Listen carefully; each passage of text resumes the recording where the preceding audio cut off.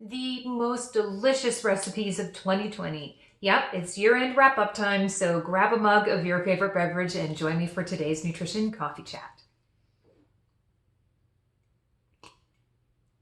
Mm. And while you're at it, click the subscription button below and the little notification bell so that you get everything you need to create healthy eating habits that actually stick. Well, 2020. What a year.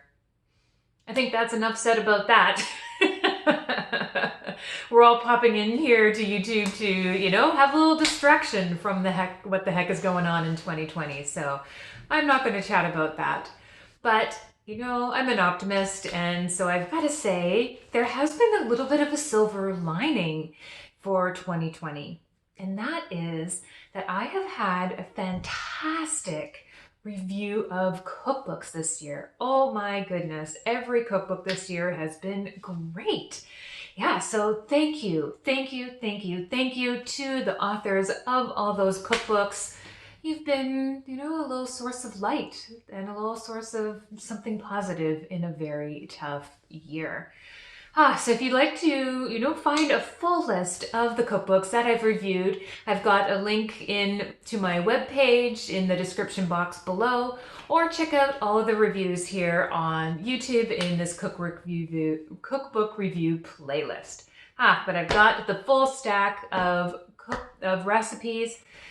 It's been a stiff competition this year. I gotta say, it took me a long time to weed it down. And yeah, I've narrowed it down to eight standout recipes this year. These are recipes that are on my mind. They just kind of kept being in my mind. Either they've entered my repertoire and so I'm always cooking them now, or they've just kind of lingered with me as like real highlights in the year. So that's what I'm going to share with you today in no particular order. So drum roll, please. The first recipe today is from the Mindful Glow cookbook by Abby Sharp, and it is the carrot cake protein parfait. Now here's the brilliance here.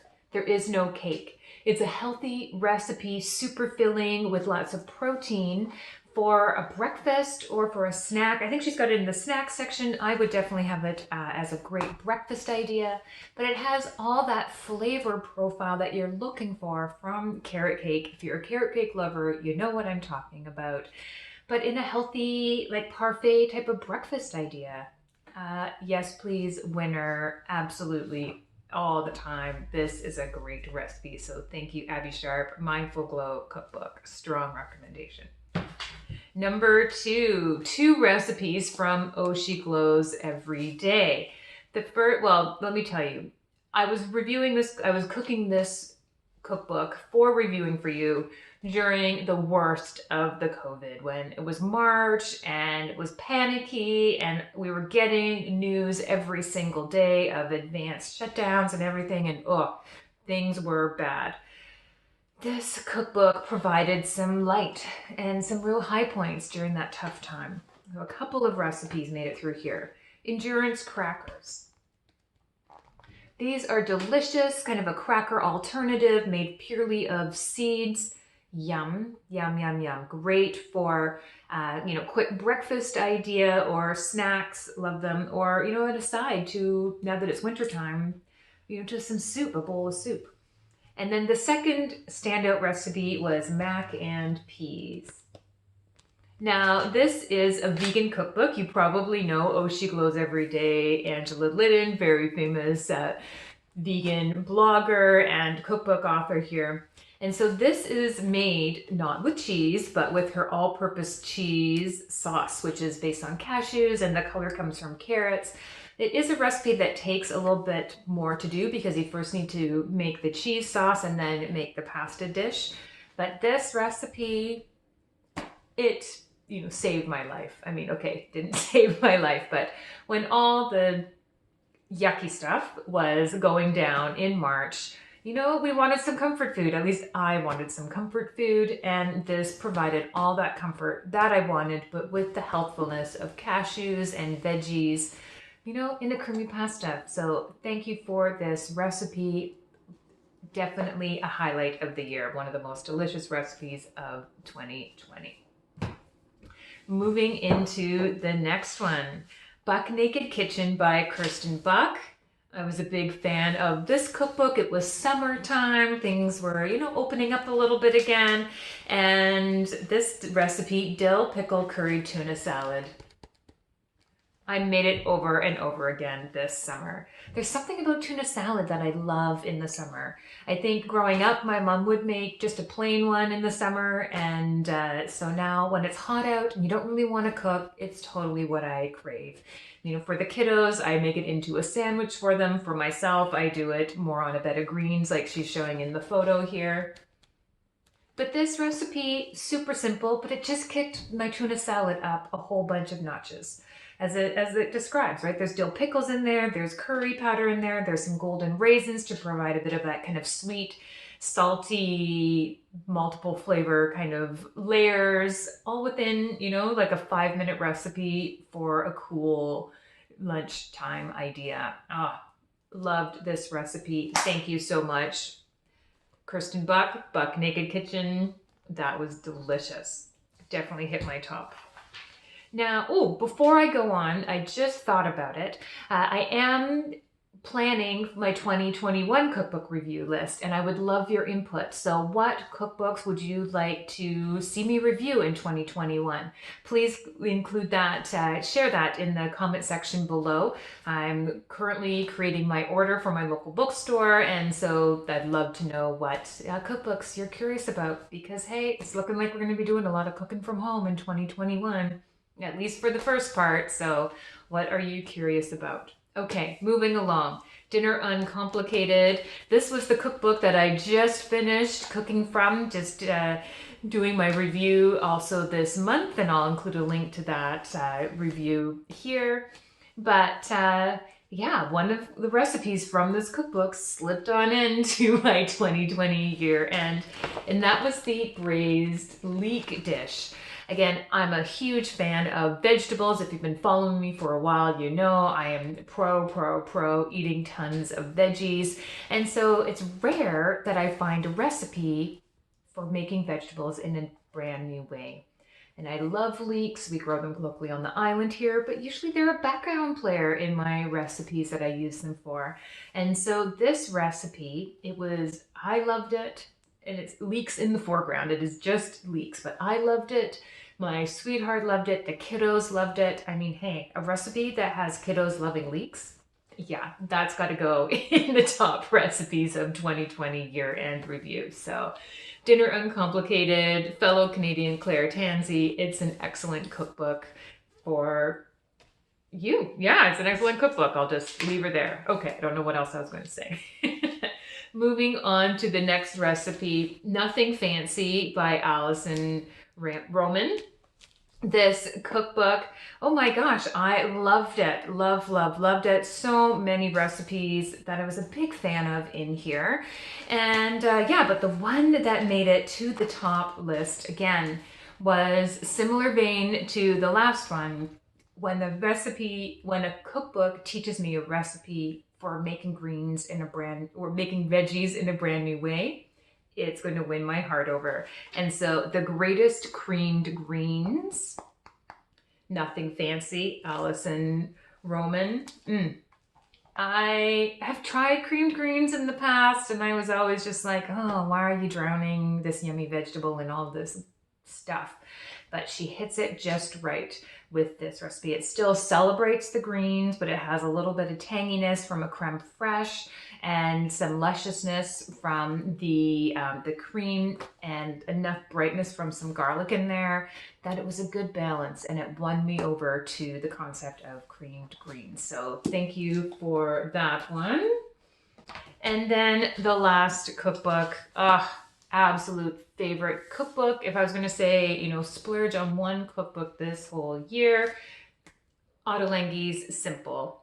Brilliant cookbook because it brings his delicious flavors in a more approachable way for us home cooks. And so, yep, 2 recipes from this cookbook ended up in my top 8 of the year. The first one was the chicken marbella. This was fairly simple to make, which I loved, And it had all of the complicated layering of flavors that he's so well known for. There are olives in there to provide like a salty brininess. There are dates in there. There's red wine vinegar. There's molasses. Oh, it's just a complete symphony of flavor. And I have to admit, I'm not really a big chicken fan, and this made a chicken dish land on my top 8 recipes of the year. Again, served it to the kiddos. They loved it too, so it wasn't too unapproachable for them. And yeah, chicken marbella, it made it onto the top list. And then rounding it out for the year, a dessert, the dessert that I actually made for my birthday dinner. And oh, it did not disappoint. In fact, I still dream of this recipe and the flavors in it. Sweet and salty cheesecake with cherries. If you have a sweet tooth, but you also love your sweet, kind of that sweet and salty type of flavor, like maybe you're a fan of like salted caramel chocolates or that sort of thing, or maybe some herbaceousness in your dessert and your sweet flavor profiles, this recipe totally for you, right up your alley. Oh my goodness, sweet and salty cheesecake with cherries. So good. So good. Made my birthday dinner. Yum. As I said, can't get this recipe off my mind. Okay, so those are the top 8, but I have to say that there were a lot of other honorable mentions that I want to share with you. And so again, from this cookbook, a couple of recipes, including the, I dropped my cheat sheet. Hold on one sec. The realness of YouTube bloopers. Okay, so zucchini, pea, and basil soup from this cookbook. Excellent. And then also the baked mint rice with pomegranate and olive salsa. Also fantastic recipe. And I love being able to just put rice in the oven. A lot of people I know have a tricky time getting rice just right on a stovetop. This is an awesome recipe for you. But also, again, it had all those layering of flavors of the pomegranate brightness and the mint flavor and then the salty brininess of the olives all kind of playing off each other. Just such a delicious rice dish, you know, and kind of raising it to, you know, the ottolenghi level. Other honorable mentions back in the nothing fancy, celery salad with cilantro and celery and sesame. Ooh, that's a tongue twister. Celery salad with cilantro and sesame. Again, what I loved about her salads in here is that she brought a lot of veggies that are usually kind of like ho-hum, not so stellar veggies like celery into like the star of a show of a salad. Yum, love that. So that was a great one. Another honorable mention from Buck Naked Kitchen by Kristen Buck was the nut-free energy bites. Loved them. And the kiddos really love them too. They're like a chocolate type of flavor. I made them without the cacao nibs and because the kids found that flavor a little strong. But yeah, the kids loved them. I found them delicious. It was I love a power sphere or energy ball. And so that was a good one. And then back to Oh, She Glows Every Day by Angela Liddon, the curried chickpea salad. Again, kind of like a curried tuna or a curried chicken alternative. You can tell I like that flavor combination, but this was a great dish. Again, super simple, fantastic for like a summer meal, but also a great kind of entryway recipe again for people who are looking to eat more plant-based but aren't so sure what the heck to do with the pulses, the beans, the lentils, chickpeas, things like that. Okay, you probably know to make hummus with chickpeas, but what the heck do you do with chickpeas beyond that? This is what you do. Curried chickpea salad, excellent one. And those are the honorable mentions. So yeah, it was a delicious year, 2020, which was amazing highlight amongst all of what was going down. So those are some delicious recipes. If you are, again, looking to purchase those cookbooks, head on down to your local bookstore, support your local store. If you're going to be purchasing it from Amazon, I'd love for you to use the link in the description box below, because when you do, you provide a little bit of support for myself to support these videos happening at no extra expense to you. I've got a few more cookbook reviews that I think you'll like in the boxes here. If you like today's video, let me know. Click the thumbs up button. Have a good ending to 2020, and I'll see you in 2021. Enjoy healthy eating in the meantime.